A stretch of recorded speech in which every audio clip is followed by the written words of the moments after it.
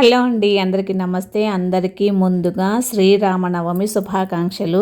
ఆ సీతారాముల ఆశీస్సులు అందరి మీద ఉండాలని, అందరు ఎప్పుడు హ్యాపీగా ఉండాలని నేనైతే మనస్ఫూర్తిగా కోరుకుంటున్నాను. ఈరోజు వినుకొండలో సీతారాముల కళ్యాణం అనేది అంగరంగ వైభవంగా చాలా కన్నుల పండుగగా జరిగింది.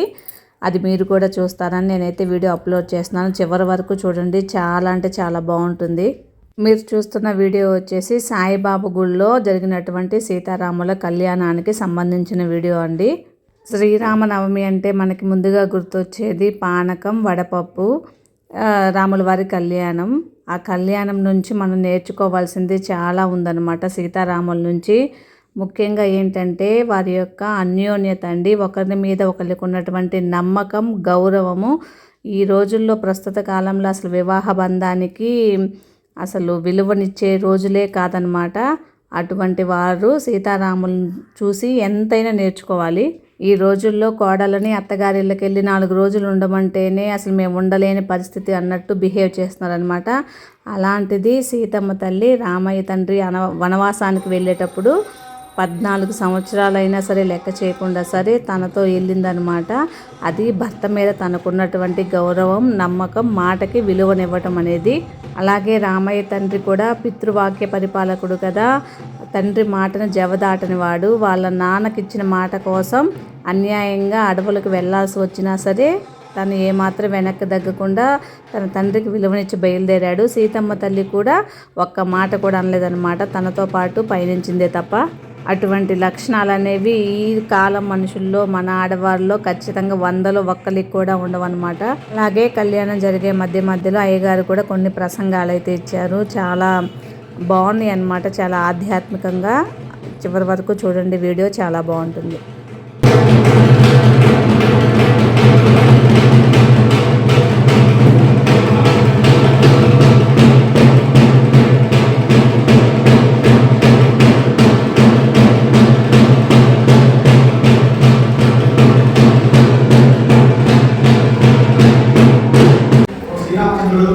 అదేవిధంగా ఒక రామకృష్ణ పరమహంస, ఒక వివేకానందుడు, ఒక సరళామాత, ఒక ఛత్రపతి శివాజీ, వీళ్ళందరూ కూడా కారణీయులు. ఆ క్రమ ఎక్కడం వల్ల ఒక ఆశించాలి. ఆ క్రమ ఎక్కడం వల్ల ఎత్తిన తర్వాత ఆ అనుభవించుకొని వెంటనే ఎదిగిపోతారు. లోక శ్రేయస్సు వరకు, ప్రపంచ శ్రేయస్సు వరకు అలా జరుగుతారు.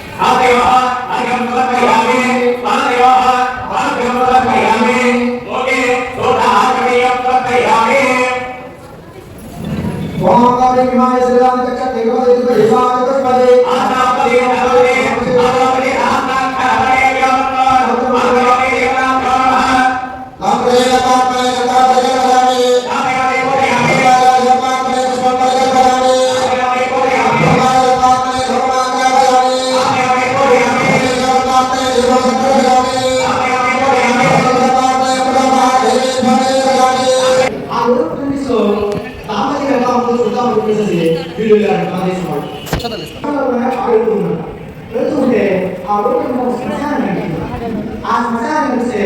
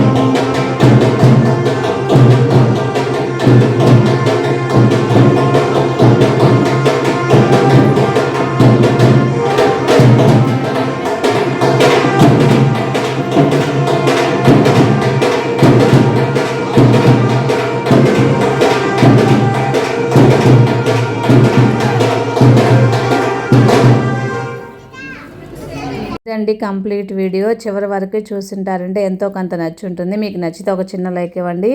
కార్యక్రమం అంతా కూడా చాలా శాస్త్రోక్తంగా జరిగింది, చాలా బాగా. అలాగే ప్రసాదంగా పానకం, వడపప్పు, పులిహోర, దద్దోజనం అయితే ఏర్పాటు చేశారు.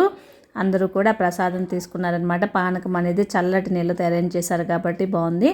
మరొక వీడియోతో మళ్ళీ కలుసుకుందాం. అంతవరకు ఉంటాను. Bye bye.